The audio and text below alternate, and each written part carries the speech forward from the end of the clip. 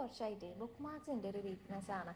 എപ്പോൾ നോക്കിക്കഴിഞ്ഞാലും എനിക്ക് ഫീഡിലൊക്കെ ഈ ബുക്ക് മാർക്സ് തന്നെയാണ് വരുന്നത്. അപ്പം എന്നാൽ പിന്നെ ഒരു ക്യൂട്ടായിട്ടുള്ള ഒരു ബുക്ക് മാർക്ക് ഉണ്ടാക്കാമെന്ന് വിചാരിച്ചു. പിൻട്രസ്റ്റിൽ പണ്ടെന്നോ ഒരു ബട്ടർഫ്ലൈ ബുക്ക് മാർക്ക് സേവ് ചെയ്ത് വെച്ചിട്ടുണ്ടായിരുന്നു. ബട്ട് അതിൻ്റെ റെഫറൻസ് നോക്കാണ്ട് ഡയറക്റ്റ്ലി ഏകദേശം ഒരു ഓർമ്മയിൽ ചെയ്യാൻ തുടങ്ങിയതാണ്. അപ്പോൾ ആദ്യം തന്നെ ഒരു ബട്ടർഫ്ലൈ വരച്ചു കൊടുത്തിട്ടുണ്ട്.